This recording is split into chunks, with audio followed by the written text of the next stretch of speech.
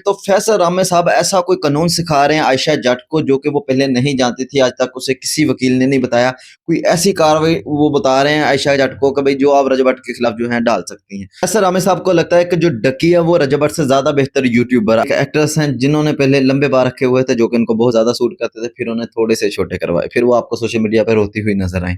नदीम नानी वाला पता नहीं लोगों के साथ स्कैम करना चाह रहा है या लोगों के साथ बहुत ज्यादा भला करना चाह रहा है, अब इस चीज की समझ नहीं आ रही। नदीम नानी वाले को पता है कि सोशल मीडिया पे कैसे रहना है, ये उस बंदे के साथ जुड़ेगा जिसके पास बहुत ज्यादा फेम होगा, जो कि उन दिनों में बहुत ज्यादा जो है वो फेम में चल रहा होगा। इस बार बहुत सारे बच्चे मरीम नवाज की वजह से फेल होंगे, क्योंकि पेपर्स में एक सवाल आ रहा है, मोहतरमा मरीम नवाज के बारे में आप क्या जानते हैं?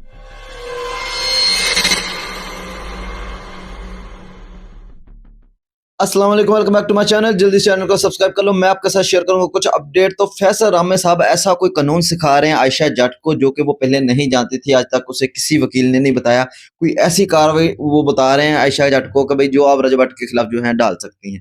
मुझे नहीं लगता ऐसी कोई कार्रवाई है, कोई कानून के मतलब आयशा पढ़ी लिखी थोड़ी है, ठीक है, एक तो वो वैसे ही नहीं पढ़ी लिखी, दूसरा हर बंदे को कानून का पता नहीं होता, तो दो चार बातें उन्होंने जो है वो एक्स्ट्रा बता दी होंगी, इससे ज्यादा कुछ नहीं है। बाकी टिकटॉक का जो कंटेंट है वो प्रॉपर बन रहा है। आपको मैंने बताया कि ये केस नहीं है, ये टिकटॉक का जो है वो कंटेंट बन रहा है। वीडियो देखो जरा।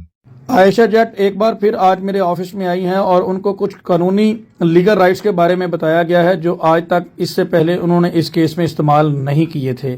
इसके अलावा उनके केस में कुछ संगीन बेज़ाब्तियाँ भी सामने आई हैं जिनके हवाले से आने वाले वक्त में भरपूर कानूनी कार्रवाई की जाएगी। बहुत शुक्रिया।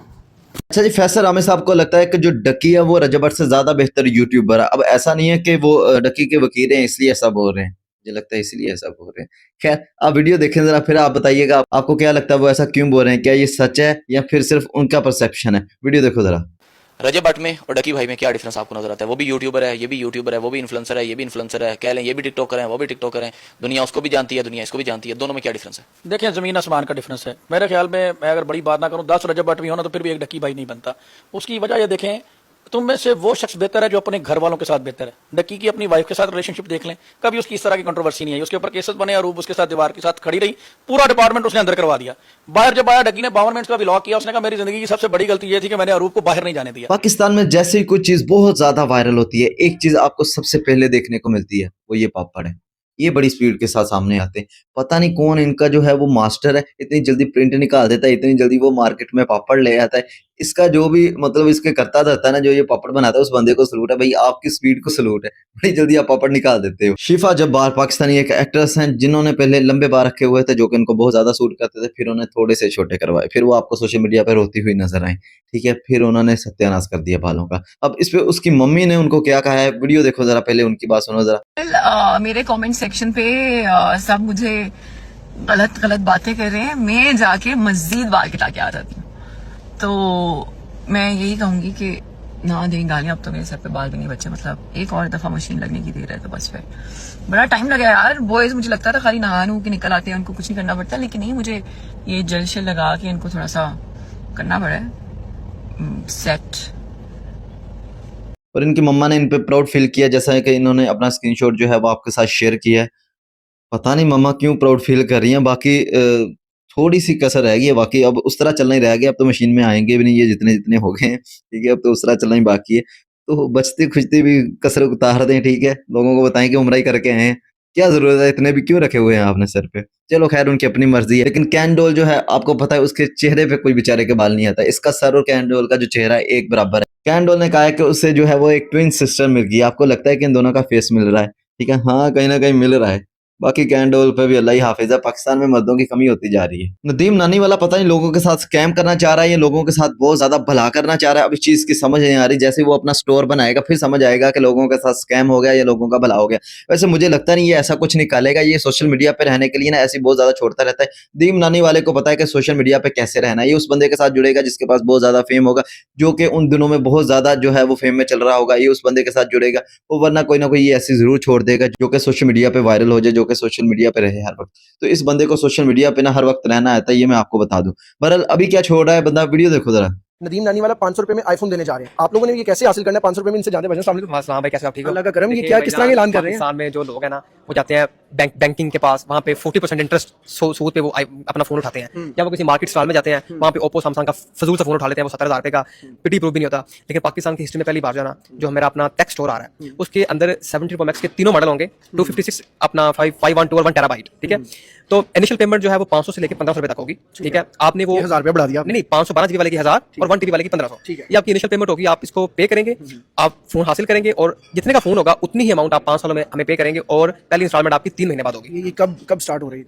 इंशाल्लाह। ये अगले महीने इंशाल्लाह हम ये काम स्टार्ट कर रहे हैं। आपको क्या लगता है 500 रुपए किस्त पे, ये 1500 रुपए किस्त पे ये लोगों को आईफोन देगा? ना ना ना, जैसे इसने राशन के साथ बांटे थे ना आईफोन, वैसे ही ऐसे भी लोगों को देगा, ठीक है। इसने राशन वाला लालच दिया लोगों को, ठीक है, लोग इकट्ठे हो गए, लेकिन फिर वो राशन नहीं बांटा, वो आईफोन नहीं बांटे, ठीक है। ये जिस भी दुकान से उधार उठा के लेता है फिर उनको वापस कराता है। तो इस बार भी कोई ऐसा ही सीन है, ये लोगों को आईफोन मिलने नहीं वाले 500 रुपए पे, मैं आपको बता दूं।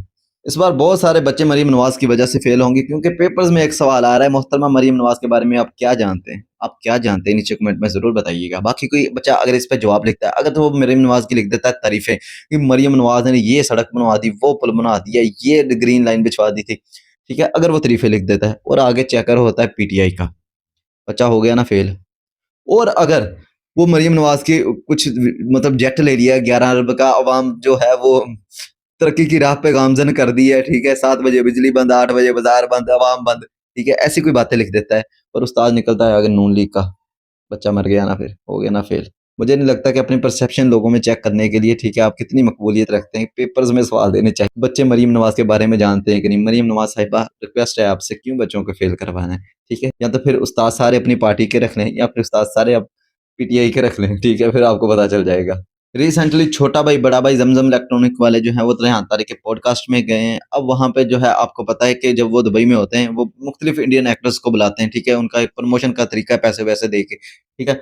अब एक बहुत ज्यादा सवाल चल रहा है कि भाई सलमान खान को कितने पैसों में बुलाया था, तो उन्होंने बताया सलमान खान को कितने पैसों में बुलाया था, वीडियो देखो जरा। सलमान खान को यानी भाई को भी बुलाया था आपने? सलमान खान के जो रेट है ना वो है $5 लाख, $5 लाख, 5 लाख USD, 5 लाख USD आधे घंटे का अगर वो भी जाते हैं। और अरबाज खान? अरबाज खान के काफी डिफरेंस है उनमें। बहुत ह्यूज डिफरेंस है, मतलब वो ये कंपैरिजन बनता ही नहीं है। बनता ही है। अच्छा एक बात आपको बता दूं कि ये जितना बताते हैं ना कि 1 महीने की सैलरी से, मतलब जो यूट्यूब से इनको आती है, रोल्स रॉयस ले सकते हैं, या फिर अब तो 4-4 ले सकते हैं, इस हिसाब से तो सलमान खान भी कहीं बुला सकते हैं ये 1 महीने में, ठीक है, जितने ये पैसे बताते हैं कि हम यूट्यूब से इतना कमा रहे हैं। बहरहाल इतनी कमाई इनको होती नहीं होगी, बेशक इनके शॉर्ट्स में जो है वो बिलियंस में व्यूज चले जाएं, लेकिन इतनी कमाई नहीं होती होगी कि ये रोल्स रॉयस ही ले लें 1 महीने में। बाकी इनको बिजनेस करने का बड़ा अच्छा तरीका आता है, ये एक्टर्स वगैरह को इंडिया से बुलाते रहते हैं, वो इनका एक प्रमोशन का तरीका है, इनको बिजनेस बहुत अच्छी तरह से करना आता है। लेकिन ऐसे तो फिर सलमान खान बहुत सस्ते में पड़ा है इनको। खैर आप इस बारे में क्या राय रखते हो नीचे कमेंट में जरूर बताइएगा। मिलते हैं अगली वीडियो में। ओके, जय अल्लाह हाफिज़, जज़ाकल्लाह, दुआ में याद रखिएगा।